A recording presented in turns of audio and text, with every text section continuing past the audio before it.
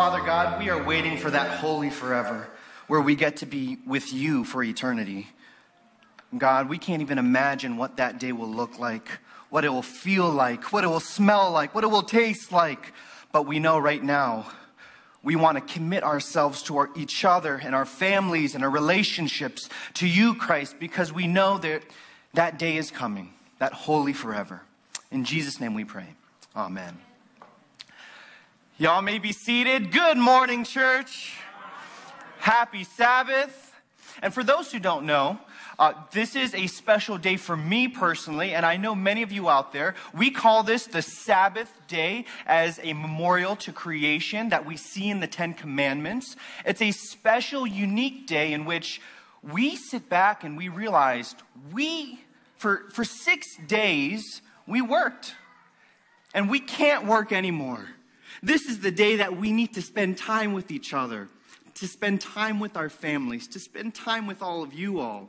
And it's not something that we can force. It's not something we can strive. It's not something that we can do by merits or works. Today is a day of righteousness by faith. So when I say good morning, I sometimes hear back, good morning. And sometimes when I say happy Sabbath, sometimes, if you believe in it, happy Sabbath. Good morning. Amen. Today, I want to talk about the things that sort of hang from us. Maybe this is an object lesson.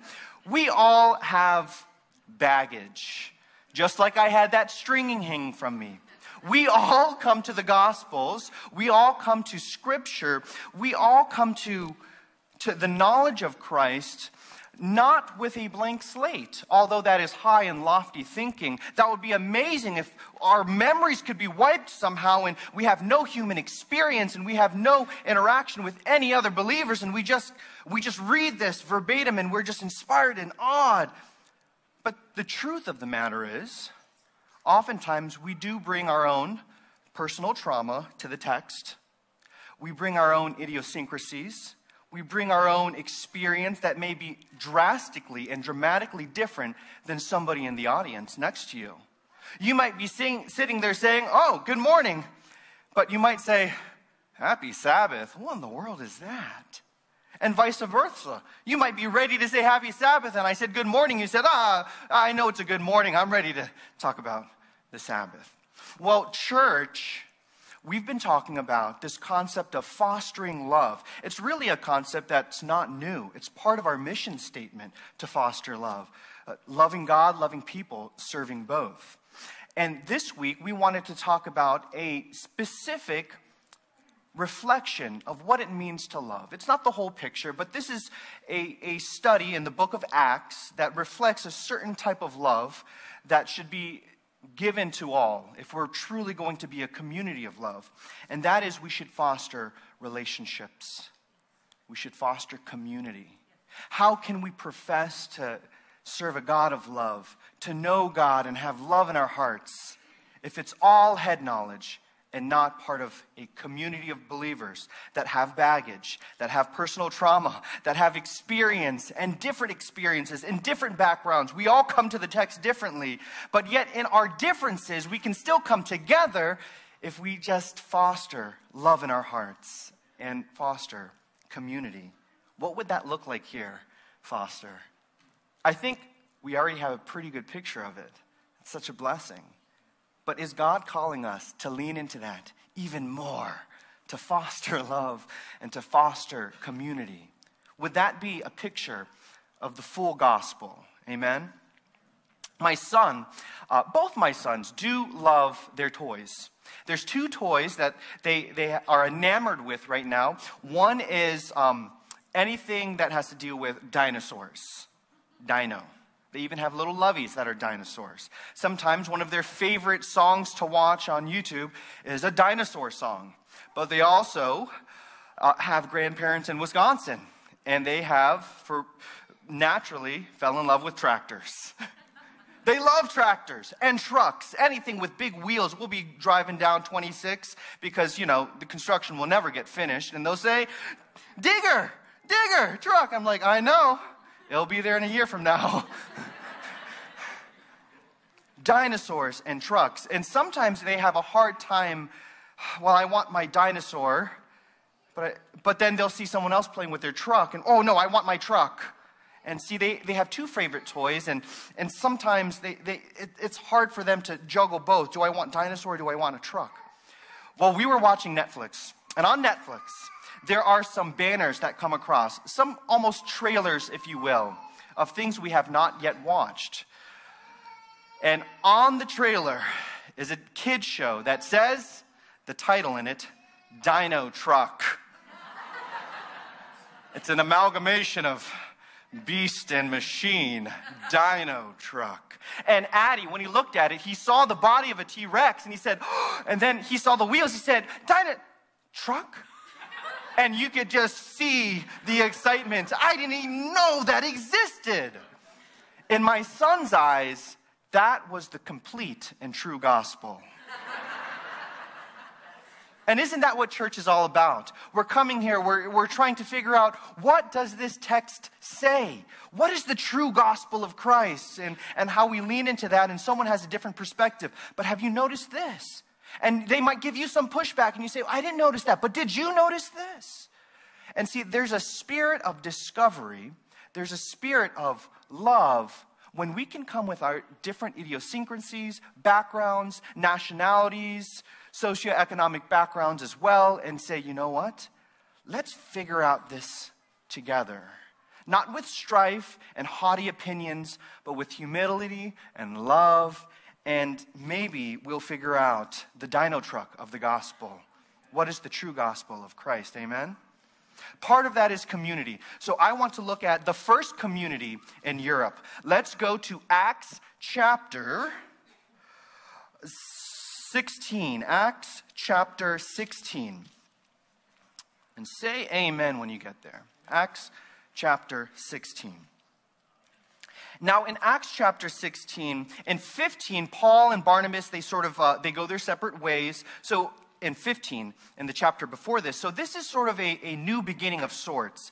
The first missionary journey, and that is a term to use, they went around, let's say, Jerusalem, Asia Minor, and those areas. They did sort of a circuit, and that was their first missionary journey. And now, chapter 16, some scholars will say that this is sort of maybe perhaps the beginning of the second missionary journey. And they're going to do the rounds in predominantly Jewish congregants.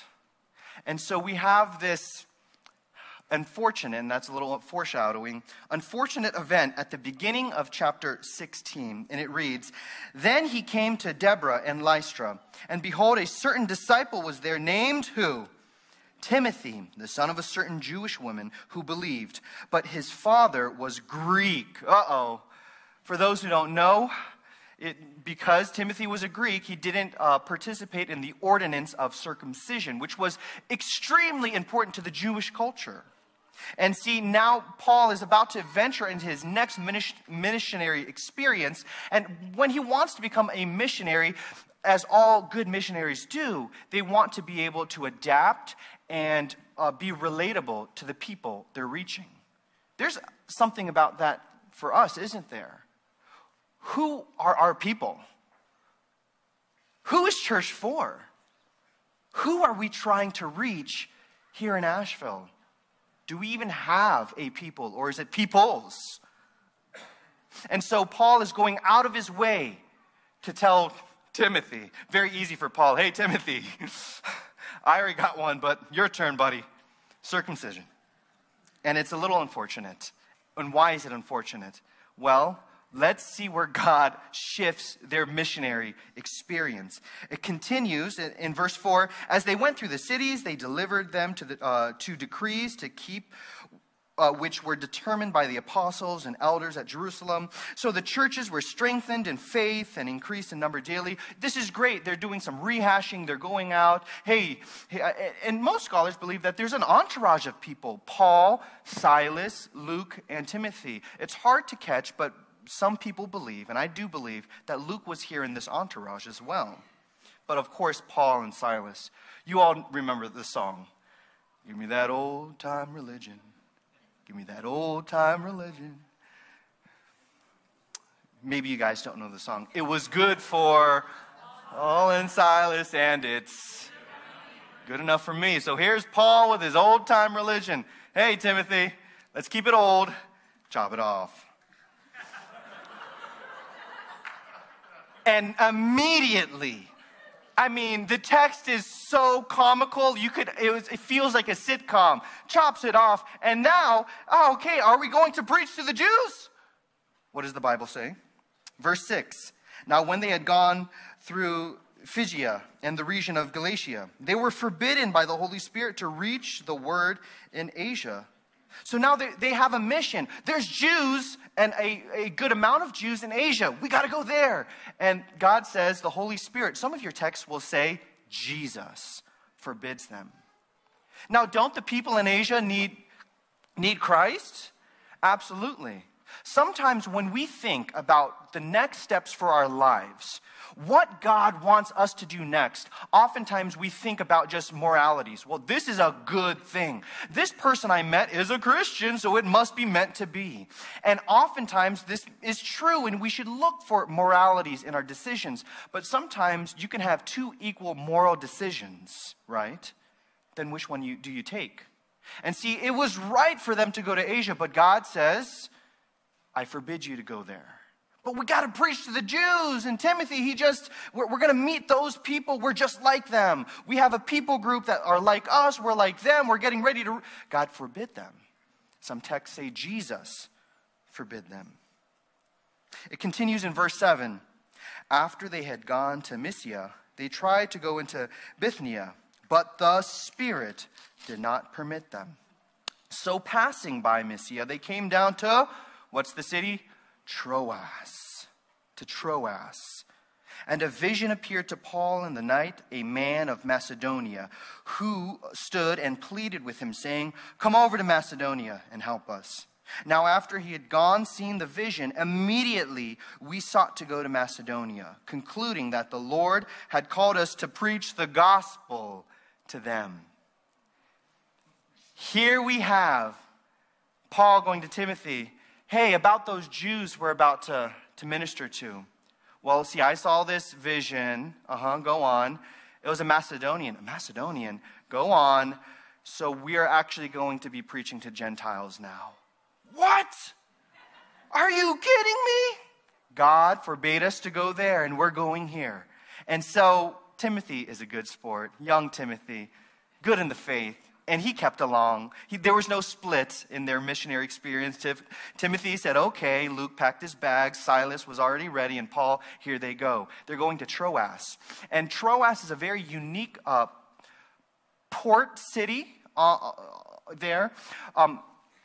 Troas, in many ways, many scholars will see Troas as an invisible boundary.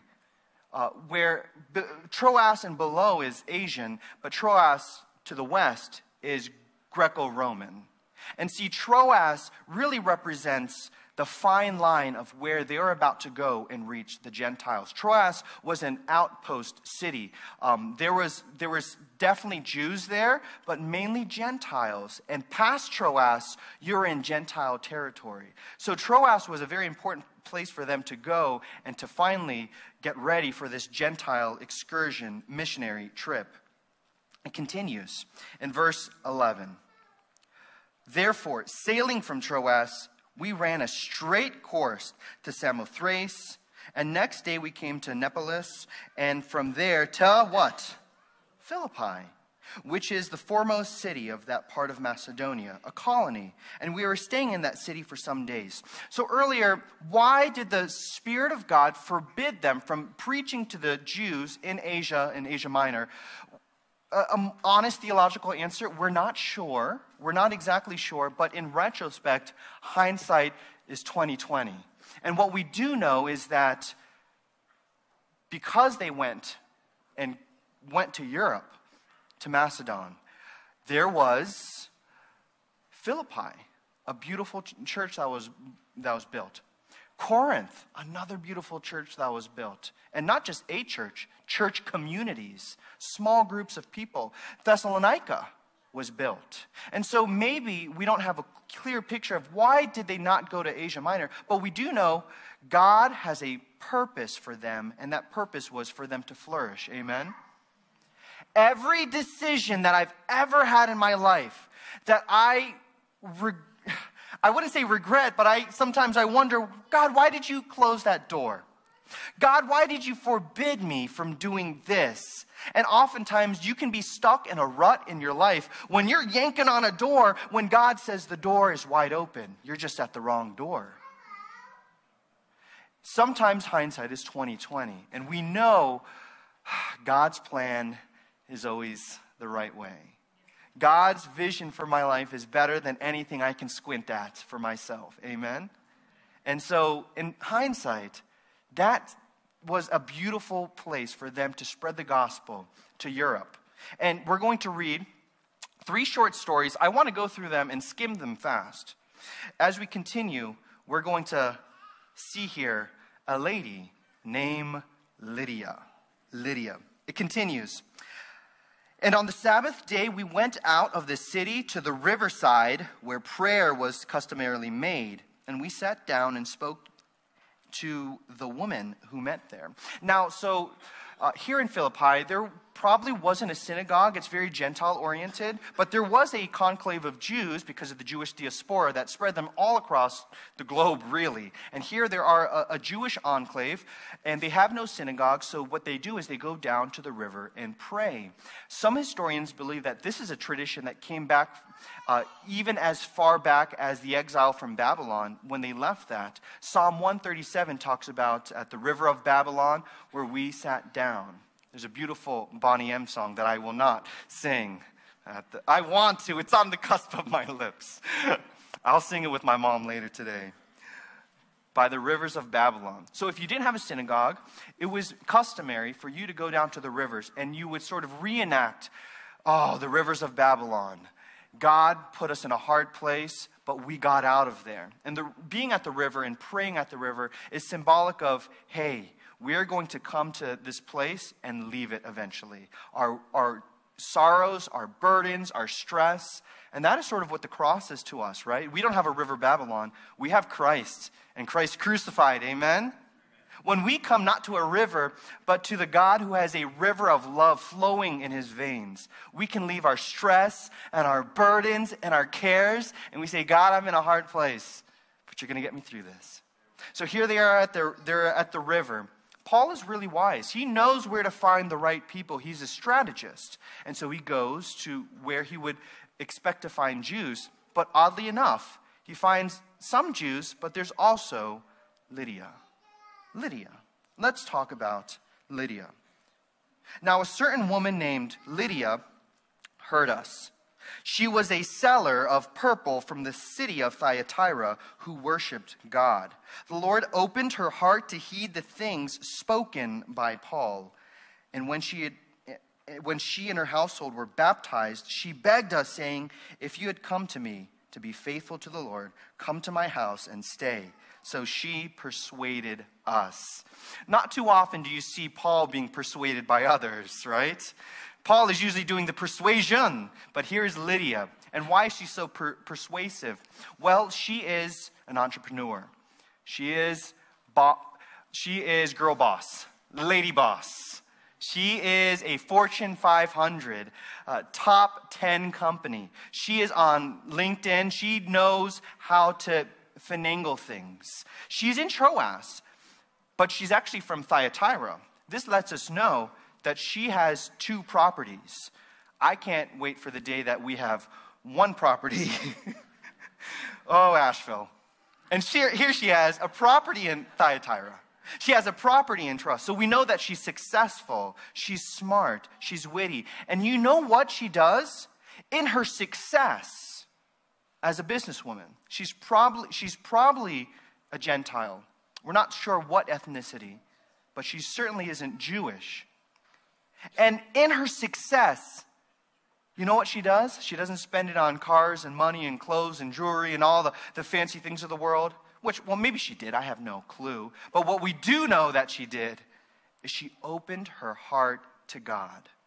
She recognized all the wealth, all the money, everything that her business was acquiring, two locations, a manufacturing plant in Philippi, and a home base in Thyatira. And she realized everything on this earth that I received is from God. Everything. I think about you all, my church family. I think about my kids.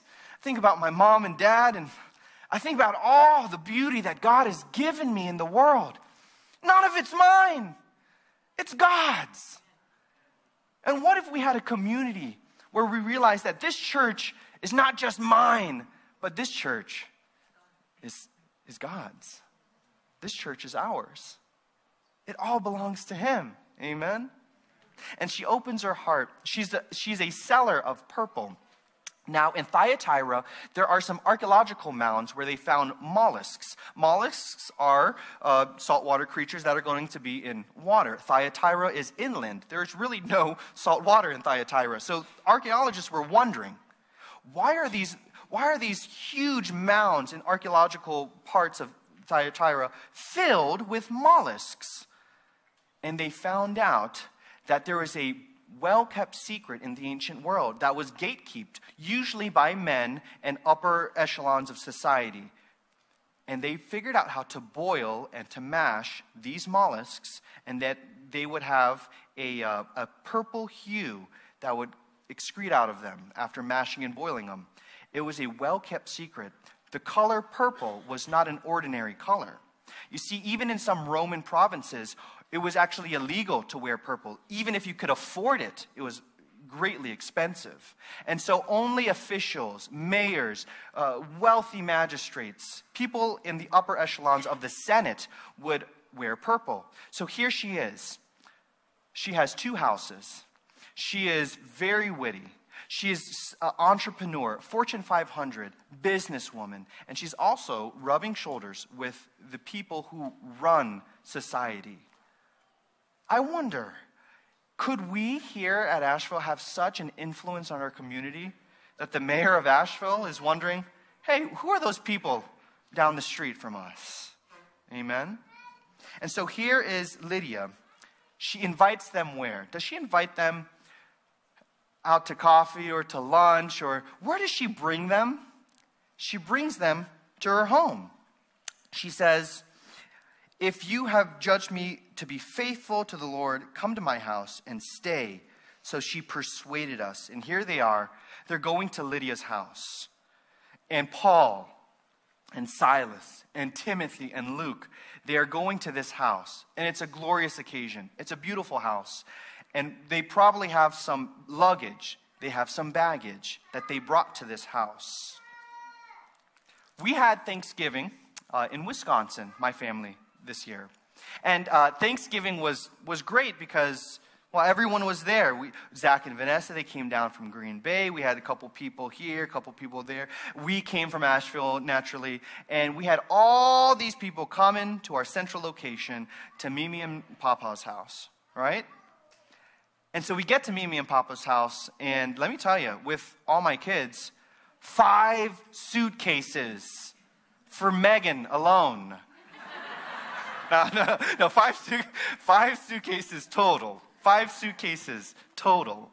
And so when we get there, other people have their baggage. Other people have their luggage. And we're coming from all parts of the map, right? And we're bringing our luggage. We're bringing our baggage. We're coming from all parts of the map. But when we get there, and it's time to sit at the table and to have a Thanksgiving meal, do I whip up my luggage and throw it right on the table? No, we're there for each other. And I bring my luggage and I put it in my room and we get freshened up and we go have a beautiful meal. Amen? This is what it means to foster love and to foster community. We all come to church, and theologically, many of us are all over the map, right? Some of us are in the South Pole, North Pole, East, West, right, left. And a lot of us have idiosyncrasies and emotional baggage and trauma and damage that flavors how we interpret and react with God's written word. We have a lot of baggage. We have luggage. But when it comes time to be a community, of course we need our luggage. We gotta whip out a new shirt every now and then and let people know, hey, look what I got. Oh, that's nice. How'd you get that? Where'd you get that? It's okay to have our unique tics that make us, us. But when it comes to being a church and sitting at the table, we leave our luggage and our baggage in our rooms, and we enjoy each other. Amen. Here is Paul and Timothy and Luke and Silas coming from all over, meeting Gentiles from all over. But now they put their luggage away and they celebrate Lydia. I want to end. We're going to end here. And I invite you all to read the rest of chapter 16. There are 3 vignettes in Acts chapter 16. This is something that you guys can read after lunch today. And there's 3 people. Sometimes we read Acts chapter 16 and we think that it's just random stories. But Acts chapter 16 are 3 vignettes showing 3 drastically different people. First, they meet Lydia, a Fortune 500 entrepreneur, lady boss, which is very unique and, well, even by today's standards of CEOs. And here she is in a society that is male-driven, and she is a CEO herself. Secondly, we see perhaps a very polar opposite later in the chapter. There is a fortune teller. She is a slave. And in this part of the ancient Near East, slaves were probably coming from North Africa. Many scholars believe that this slave that we read about in verses 16 through 22 was, in fact, a North African young girl. You know, we have so many people in our midst in America that are human trafficked. Out of 300,000 missing kids, 100,000 of them are suspected to be victims of human trafficking. And so here is this little girl from North Africa, and we can assume that she probably had a little more melanin in her. 2 drastically different people. A white lady who is a Fortune 500, and we have a slave girl from North Africa, a young girl. A lady who is much older, a lady who is much younger, and it continues. There's a third person. There's the Philippian jailer. There's this huge event that happens later in the chapter, and they get kicked out of the jail. And here we have a convert, the jailer, the Roman guard. He's a white cop, by today's modern vernacular, if you will. And finally, at the end, and this is where we're going to end for this morning. Finally, after you read all these stories of drastically different people with different baggage, different trauma, from different walks of life, extremely different from one another. At the end of this chapter, read verse 40. 16 verse 40 reads, "So they went out of the prison and entered the house of" who? Oh, Lydia. "And when they had seen the who, the brethren, they encouraged them and departed." See, Lydia was their first convert, and now they show up at Lydia's house, and this is like the end of a Hallmark movie. Here's Lydia, and then all of a sudden, oh, there's that white cop, hated and infamous, but yet he's there at the table. Lydia, of unique standards, she's there. This young girl from North Africa, a young slave girl who was brought there without her own conscience and means, but she's there. And can you imagine that table? A white cop, a woman CEO, a young black girl, and 4 Jews, one of them limping. What? A table. But yet in that moment, in that small group, in that community, that was the gospel.